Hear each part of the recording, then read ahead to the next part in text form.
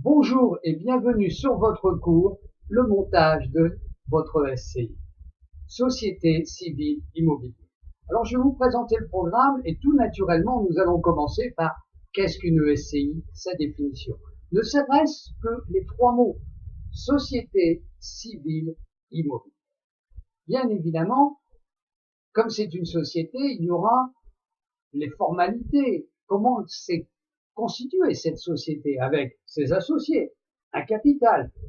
Puisque nous parlons de capital, comment se constituer le capital? Avec des emprunts ou des apports de comptes associés ou encore tout simplement des apports en biens immobiliers directement à la SCI. Puisque nous allons la constituer, il y aura une gestion, un gérant. Un gérant avec ses modalités de gestion et les prises de décision aussi. Est-ce que les prises de décision seront à l'unanimité ou à la majorité? Tout cela sera aussi déterminé dans les statuts. Les statuts, c'est le contrat qui permet à la société, à la SCI, de fonctionner convenablement sans coup férir. Alors, bien évidemment, qui dit SCI dit société, dit aussi fiscalité, ou plus exactement les deux fiscalités.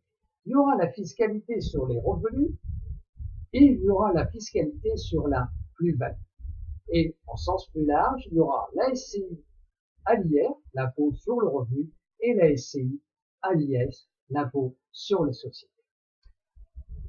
La SCI a un avantage, ou plus exactement des avantages, et nous allons tous les étudier pour que vous trouviez le vôtre et voir si il est exact que cela convienne à votre cas particulier.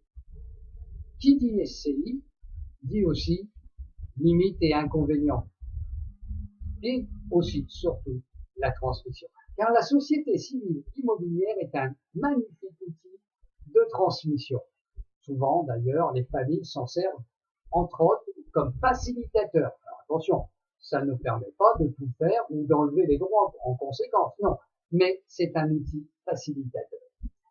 Donc, nous allons faire tout ça, dis-nous, car nous allons travailler avec un exemple chiffré pour mieux comprendre et se rendre compte en calculant pour soi-même ce que cela peut représenter comme avantage. Donc, une fois qu'on aura fait tout ça, eh bien, nous allons terminer par une synthèse sur la société civile immobilière.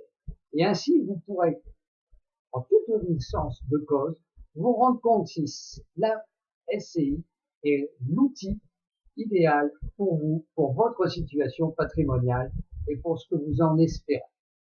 Alors, je vous dis à tout de suite. Voyons tout ça en détail.